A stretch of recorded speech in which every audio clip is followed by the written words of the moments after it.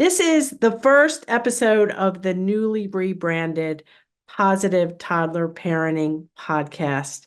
I'm so excited to be here. I'm Dr. Mary Barbera, and today's episode to start out this podcast rebrand is all about the top 5 questions we get about bringing home a new sibling, how to prepare for it, what to do when you're pregnant, what to do when the baby comes home, and what to do when if you have regressions. So it's a great episode. My assistant and really coach and just my right-hand person, Rachel Smith, with 2 typically developing kids, is joining me today to handle these top 5 questions. It's a great episode. Hope you love it. Let's get to it.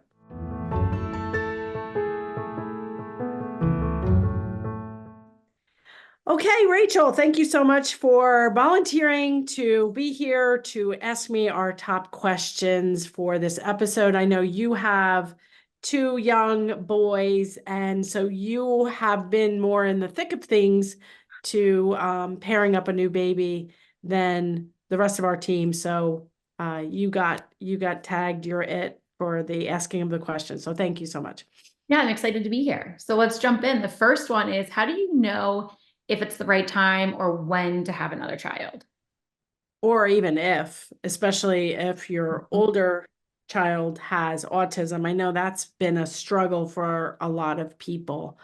And we've had guests on the show in the past who have had at least one child with autism. We've had Kate Swenson from Finding Cooper's Voice. We've had Carrie Carriola. So Kate has 4 kids, including Cooper with autism. And then Carrie has 5 kids, including her son Jack with autism. So we can link those episodes in the show notes. In some of the cases, like in my situation, I have 2 boys, Lucas and Spencer, and I didn't even know there was any delays when I got pregnant with Spencer.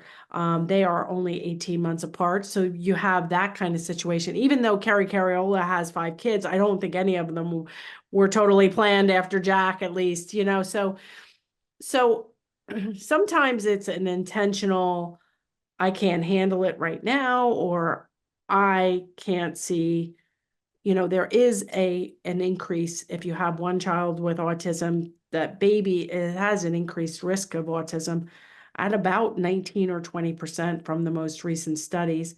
They also have some increased risk of speech delays and early concerns. So that is a factor, but I think it's a very personal decision. And I don't talk about this much, but I actually did make the decision to have a 3rd child.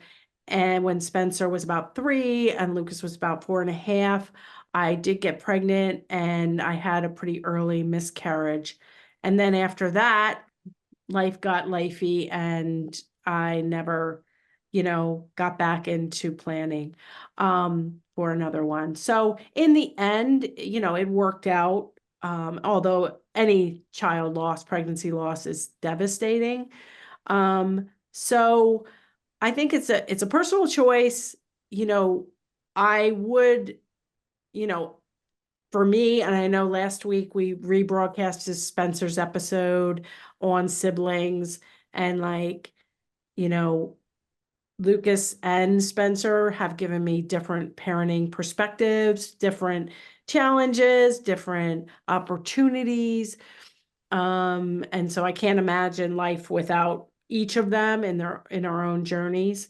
And even if you have, like Rachel you have 2 typically developing boys and you decided to stop at 2. Yeah. It's just a personal decision based on why did you decide to stop at 2 versus having more? Yeah, so we decided that 2 felt like a comfortable number for us to be able to spread our attention, to be able to travel, to be able to give them the kind of experiences that we want to give them. And the more you add, the more expensive things get. And we just felt like 2 was a really good number for us. We consciously made the decision to have a second. Everett was in the thick of his speech delay. We were, working with that, it was COVID, like it was definitely a decision. And it was one I was not ready to make until after he was about 18 months old. Like I was really not ready for a second. Even knowing that we had kind of always planned to hopefully have two. But then around 18 months or so, I was feeling a little more ready. So yeah, ours are about 2.5 years apart, and I felt like that was a really pretty good space for us. Yeah. And just so you know, before we go to the next question, is with the increased risk of a sibling having autism or other delays, there are sibling studies across the United States. I know at Children's Hospital Philadelphia, Kennedy Krieger in Maryland, those are two that I know of that are, drivable from my home that former clients have taken advantage of. I mean, this is all new since, my kids were small, but in a lot of cases, they do monitor the baby closely. They do look for the early signs. And we have a lot of members in our online community learning positive toddler parenting techniques that can be used for kids with autism, toddlers showing signs, typically developing toddlers, babies who we don't know how things are going to turn out, but everything we do is just very positive, preventative, pairing with reinforcement. Great. So question number 2, how do you prepare a child for a sibling during pregnancy? Yeah, so in our case, that's when my husband started to get concerned about Lucas's development, even though he was only not even 18 months when Spencer was born. So, but my husband started getting concerned, like he would see kids he's an emergency medicine physician. So he would see small children in the ER, you know, with pregnant moms or big brothers or newborns. And, not that a 15-month-old should be like wide awake, aware of the whole situation, but Lucas there was no ability to prep. He just didn't have, it'd be like trying to explain pregnancy in my mind to a 9-month-old or a year-old because he was delayed, but I didn't know it, you know? And so I didn't prep him at all because I was just like, he's too young. But in actuality, kids at 15 months should begin to be like, you could read them a book about a baby, you could point out the big belly, you could, give kisses to the mommy's belly, you could buy a baby doll, like those sorts of things. But I just felt like as a first-time mom, Lucas is way too young. He's not going to get it. And he didn't get it either. I often kid that we could have, and I think I say this in my Turn Autism Around book, like we could have literally brought home a plastic baby doll for as aware as when we actually did bring the baby home. But do you have any other tips, Rachel? Yeah, so you had mentioned a doll. We took Everett to the store and we let him pick out a baby doll, and we still have it. And he would take it around and he would feed the baby and he would change his baby, and he, would carry it around and take really good care of his baby, which was part of our prep. The other thing we did was we really had him involved in like getting out like the baby items, going to the store and picking things out for his baby brother. Watched shows with baby brothers or baby siblings, books, those kind of things, just to really, so it wasn't like, oh, okay, here we have this baby now. Like we were really prepping ahead of time about what that was going to be like. It was also going to be the first time we were away from him at night when we went to have him. So we actually did some prep work with that and had him stay with the person he was going to stay with a couple of times leading up to it. So it wouldn't just be like, okay, here you go, we're dropping you off now. So we did some things like that to help him prepare. So I thought that was really helpful for him to not be shocked, just like, okay, you've been with mom and dad every night your whole life. Now you're not with us for 3 nights. So that was really important for us in our prep work. Hey there, it's Mary breaking in real quick here to share a great free resource. Tens of thousands of parents of young children have already completed the free 10-minute digital assessment that I created. If you have a short amount of time, 10 minutes, go to marybarbera.com/assessment, to find your starting point to help children with and without delays or autism. Once again, go to marybarbera.com/assessment. Now let's get back to the show. And I mean, Everett understood and participated, but don't feel like even if your child's super young or they have a disability and they're cognitively not, don't appear to really be understanding. It's still, I think, important to pair books, to mention the big belly, to watch a video, to talk about it as, kind of pretend like it's a much younger child when you do talk about it. But I don't think I think we should assume that they're understanding a lot more than they were. And some of Lucas's not understanding was like, I literally didn't know what to do. So I would really pair up, this is what's going to happen, and, really treat them like they are understanding more than they are. I All totally right. agree. So the next one was, how do we ensure success when first bringing home the new sibling? Yes. And the number one thing is you got to keep the baby safe. No matter what is going on with the siblings, Rachel also has pets. Your number one job is to make sure that baby stays safe. And I've had clients where they have newborn siblings or 2-month-old siblings, and I walk in and they are having problems with knocking over chairs next to the bassinet or overturning a bouncy seat. And no matter if they have a disability, a delay or not, it's your job to keep the baby safe. And make sure the baby is out of reach, out of harm from things throwing or things, so not to stress people out, but, there's no like, oh, well, he has autism. If you hurt a baby, like that's not on the 2-year-old or 5-year-old or 10-year-olds. Um, if they don't have the ability to understand, and this is the very beginning of the pairing process, and so until it is, like there's some point when you absolutely knew, Rachel, that your dog wasn't going to hurt the baby, that Everett wasn't going to hurt the baby. Like, I mean, you're never sure, like there could be a freak accident or something, but until that point, it's your job to keep them safe. Yeah, absolutely. I mean, we even still, our boys are 2.5 and almost 5, and our dog still isn't just allowed alone with them. Like we have rules and we're careful because God forbid everything and it happened, like I would feel guilty forever. So like it's just kind of preventing those things. Like if there's not a chance for them to happen, they can't happen. Right. And that's kind of the approach we took too with, bringing the baby home, was not leaving him laying on the floor and then walking out of the room, not putting him in, something he could be overturned in and then leaving the room. Like we were just really cognizant of all of those things all the time. One of the important things we did that I think really helped was we took Everett to the store and he picked out a gift for his baby brother. And then when we brought baby brother home, he had a special gift for Everett. He was into superheroes at the time. So baby brother had a gift for him. And that was really exciting because he got to open it up and play with it. And that kind of helped that transition home for all of us. I had a C-section, so I had to be really careful with lifting him.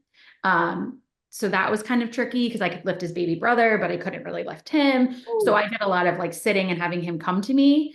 And we were always really careful to never blame anything on the baby. So if Everett wanted to play with me or do something with me, I wouldn't say oh, I have to feed your brother and then we can do that. I would just be like, mommy needs 5 minutes, then we can go outside. I would just kind of change that language a little bit so that he was never jealous or, starting to kind of negatively reinforce his brother. Oh, well, that baby's taking all your attention. Some of the other things we did was I nursed. So I had a lot of time that I had to sit and nurse. We bought a lot of busy kind of activities that only came out when it was time for me to sit down and nurse or, change diaper, those kind of things. So we had some like busy books that we used that he really liked, so he could practice like buckling and snapping. We also did some like messy play. So we would get like Play-Doh out, and we bought like one of those pop-up ball pits. And so he would sit in there and kind of contain the mess in there. But it was a lot better than having him like be upset or be jealous or pulling on me or the baby, that kind of thing. So we also have like sensory things. Some that I bought already made, and then some that I, purchased that he was really interested in. And those he would play with while in that pop-up ball pit, so that he could just have a ball doing it. And then I would have time to nurse and then get back to whatever we were doing. I also did a lot of baby wearing, so that I could still have my hands to play with him and do things with him. Because he was home a good bit after the baby. He was, he was only going to daycare a couple days a week at that time. And my husband worked full time, so he was gone. So I did a lot of that where I wore him, and then I was still able to interact with Everett, but the baby was safe and happy and cozy. And so that really worked well for us. Right. Those are great suggestions. And one of the things I'm thinking is, we have proven procedures to pair anything, anybody, any new house, any new sibling, any new animal, any new toy, any aversive event, we can pair it, we can repair it. So, this is like keeping the baby safe and keeping your hands free and stuff, but also there are times when the 2-year-old is going to want to hold the baby, and you're going to want to, gently, okay, you have to be seated down. Mommy has to be there, mommy or daddy, and you need to hold your arms like this. And there's pillows on, like there's no like you grabbing the baby, on your own. And then, take pictures, be like, oh, this is so great. The other thing when you were saying, and also like, you could play this little piggy, you could sing songs to the baby, you can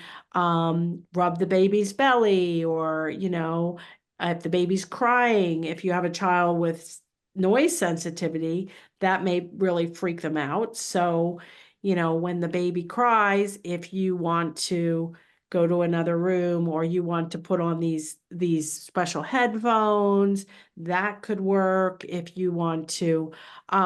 So just being very like doing like mini pairing sessions throughout the day. It's not like you hold them once when they get home from the hospital and then mommy just holds them. Like, okay, it's our special brother bonding time, or, this is our special time. It's 5 minutes. If they don't want to participate, maybe a visual timer, like it's 5 minutes. We're gonna, shake the rattle with the baby, and we're gonna do this little piggy, and we're gonna play peekaboo even though the baby's sleeping, like whatever.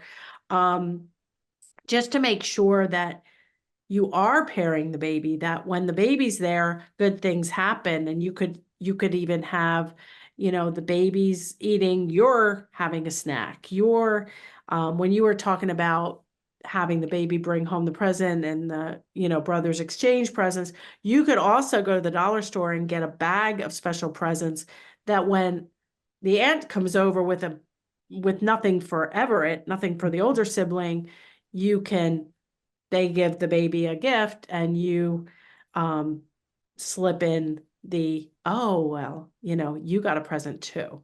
Yeah, we were really pretty lucky. That's one of the things that I've learned too now, since friends have had a second baby, is I always take something for both, because trying to help with that pairing and reinforcement for other families too. And I will say, like, my boys, we never really had any issues, but I think it's because we were so preventative and like pairing from the beginning, that they really are like best little buddies. So yeah. it's been awesome. All right, next question. So number 4 is, how do I juggle kind of being with the baby? And I guess we kind of covered this too with 3, but like, how do I juggle being with the baby versus needing to help my toddler who may have a delay? Like, what does that look like?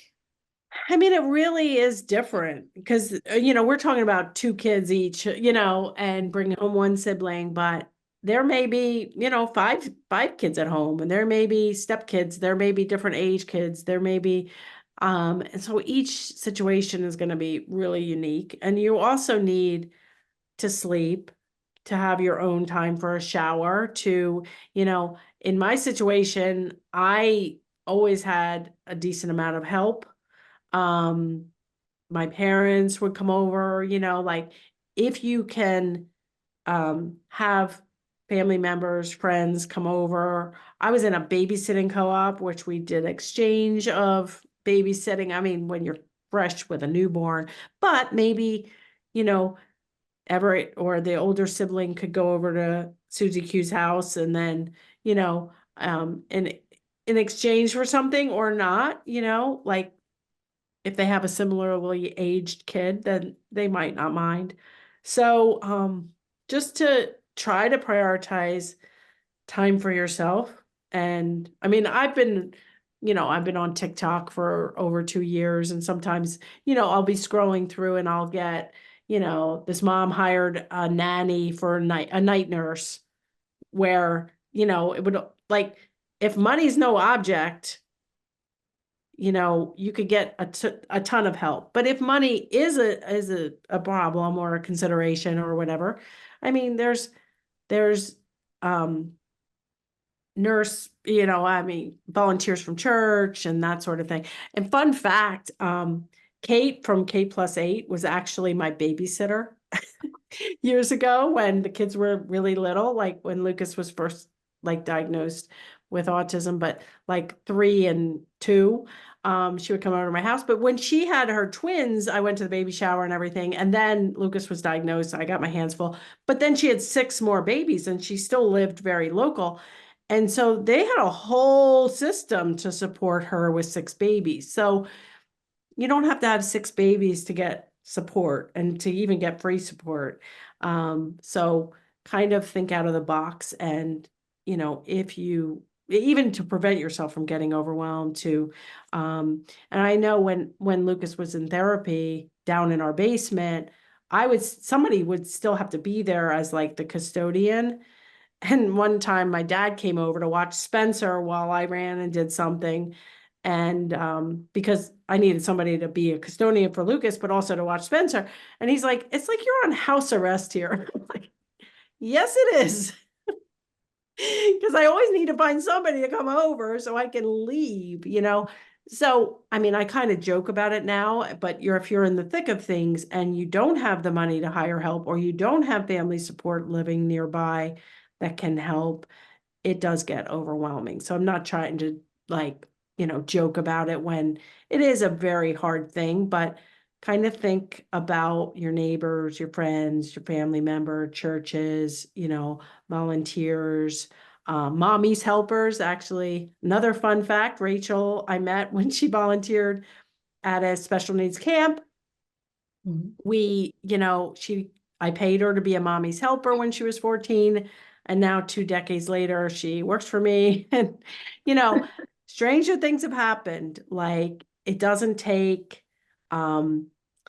intense training. We can do this. Many members of our online course and community are using who they have, who's available. Absolutely. And then our last one is, so my toddler's having a big increase in tantrums. We're noticing like potty regression, even pacifier regression, after the sibling came home. What can I do? Yeah. And regressions supposedly with siblings are more common, but I think it's when you don't have all these preventative techniques, like make sure if the child, we had a member of our online course and community, the mom had a baby, the 3-year-old, stopped talking, stopped doing this, had what appeared to be regressions. And so we were on a Q&A call and we were like, so are you still doing table time? Are you still doing this? And and that all that went out the window. So it really wasn't the bringing home the baby. It was lack of attention, lack of structure, lack of a potty schedule. Like if you were doing every hour or you were doing first thing in the morning and bedtime and before you went away with potty and now you're not. So instead of like blaming things on the baby. I would just look about like what changed in their world to rock it so much. And both of my books, The Verbal Behavior Approach and Turn Autism Around, both have potty chapters. I also have a potty guide we can link in the show notes. It's free.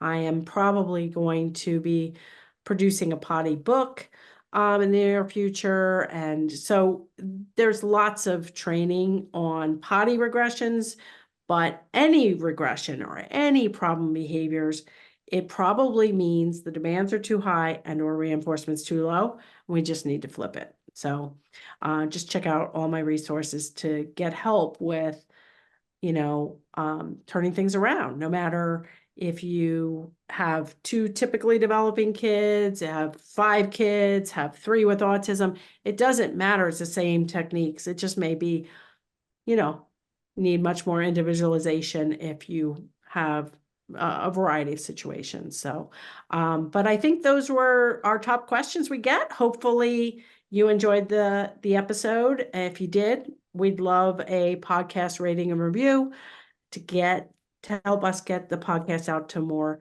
people, and not just people in the autism world, but people in toddler parenting. We really know that these techniques work for everyone, and we are going to start pivoting and really helping everybody with these proven techniques to increase talking, decrease tantrums, improve pick eating, potty, and so much more. So we will see you here. Thank you, Rachel, for another great episode, and we'll see you here next time, same place.